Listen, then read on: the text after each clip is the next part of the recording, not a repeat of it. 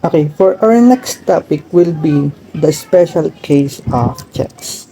So let's put here the special case of checks. So we have special case,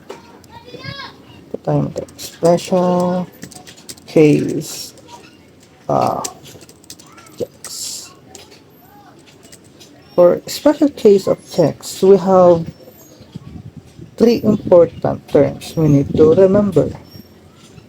We have number one, the post-dated check. Number two, we have the stale check. And number four, we have the unreleased check. Okay. For post-dated check, the control will be transferred from the maker to the payer upon the date indicated on the check. Okay? What does it mean? Pag sinabi kasi natin post-dated check, makukuha mo lang yung pera sa bangko, yung customer check na yon sa specific date na nakalagay. Okay? Kung ang nakalagay na date ay January 1 o January 2 on 2027, tapos ngayon 2026, hindi mo pwede pang makuha yung pera na yon because the date of the check that the cash can be withdrawn from the bank is only withdrawable on the day after the reporting period. Okay? So, this means these checks, we should exclude this check. No? Pag may nakita kayo sa problem na post-dated check, these are excluded from the cash balance because our goal here is to get the total cash balance, and this kind of checks are not part of the cash balance. Next special case of checks are the stale check. Now, what is a stale check? So, pag sinabi natin stale check,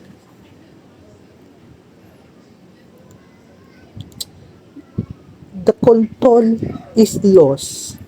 No, yung control natin is lost since the right of the payer over the check has already expired. Example, may natanggap tayong cheque sa customer natin. Tapos, hindi natin withdraw yung pera na yon. No? Hindi natin in-cash within a reasonable time. Pag sinabi natin reasonable time, that is 180 days or 6 months off from the date of check. Therefore, we should not include the stale check from the cash balance because the stale checks can only be withdrawn within 6 months. Then you fail to withdraw the cash on reasonable time. Okay? Kaya hindi natin pwedeng ilagay yung stale check sa cash balance. Next term, the unreleased check. When we say unreleased check, these are checks that are not delivered on the customer or not or a supplier check na kailangan nating ibayad sa supplier natin pero hindi pa natin na-deliver yung check.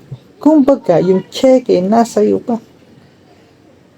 So, sa perspective mo, kung customer check yan, tapos yung check ay nasa kanya pa, ibig sabihin nun, wala pa talagang bayad yung customer. Lagay na naman natin sa supplier check. Kapag ikaw No, ikaw magbabayad ka sa supplier mo gamit yung cheque, tapos yung cheque nasa sayo pa, hindi mo pa binibigay sa kanya, then we should exclude the amount of check fee, no, from the cash balance. That is what we call the unreleased check or the undelivered check. Okay?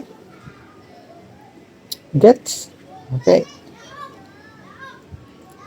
Let's have an example here. Let's say, si company, no, meron siyang balance na worth 4,500,000 pesos. 4.5 M on December 31, 2026 ngayong taon. Okay. Sulat natin. Lagayin tayo dito ng example. Example. Okay. Now here, sample natin.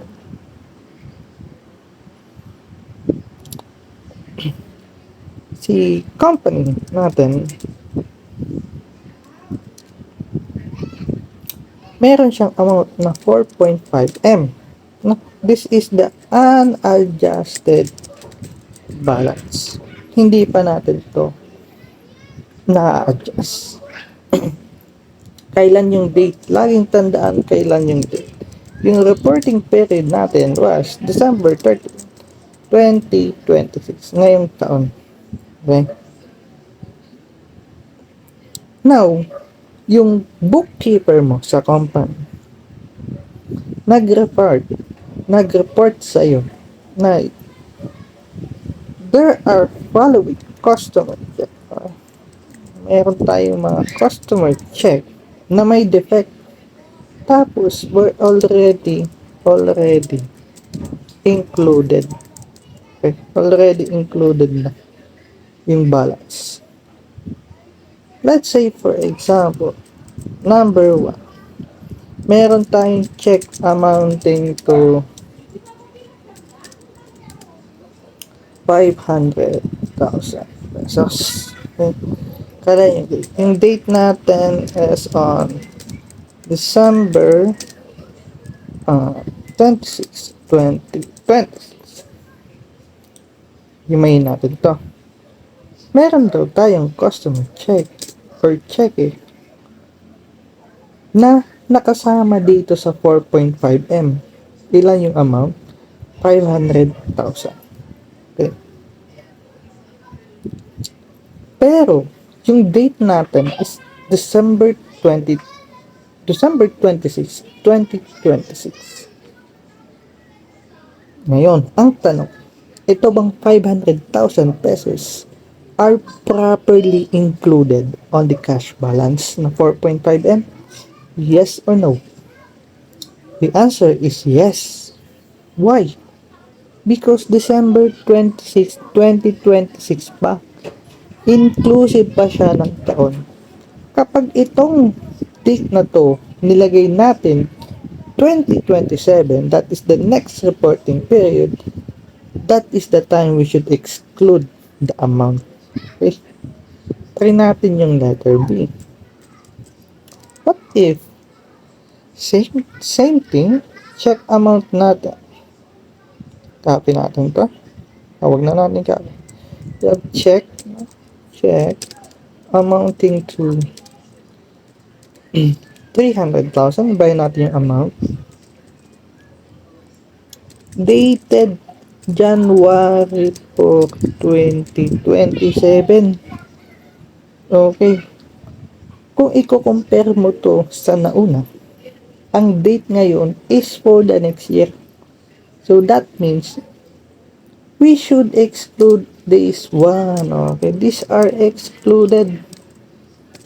Tatanggalin natin tong 300,000 from that 4.5 M because these checks from the first place, hindi dapat to nilalagay. Hindi natin dapat to ilalagay. Next, letter C. Check amounting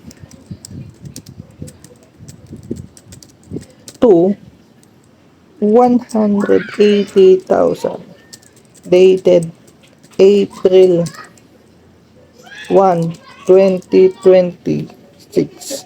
Now, dito yung date natin is inclusive pa rin. Pero ano yung napansin nyo? Yung napansin nyo, it was April pa. April pa siya. So that means, this checks is a stale check. Hindi pa kasi to na-encash. No? Hindi natin to nagawang napakita sa bangko within 6 months. Therefore, this is also excluded.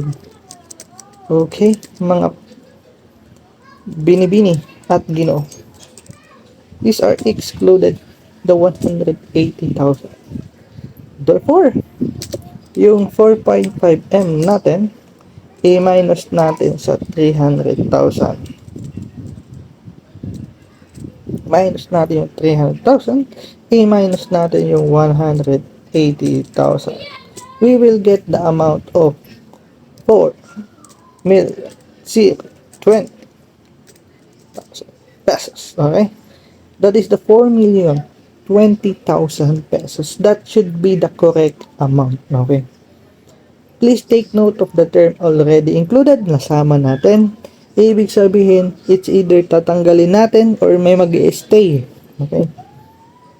Press lang yan ang jowa mo. Kung mag-i-stay siya or tatanggalin na natin siya sa buhay mo. Dito, may nag-stay at may kailangan nating tanggalin. Okay? Tulad sa buhay, kailangan natin tanggalin lahat ng toxic or talaga. Joke lang. Okay? Sana may natutunan kayo. Next natin ay the cash in bank. Okay? Cash in bank tayo next. Thank you for listening. And bye-bye.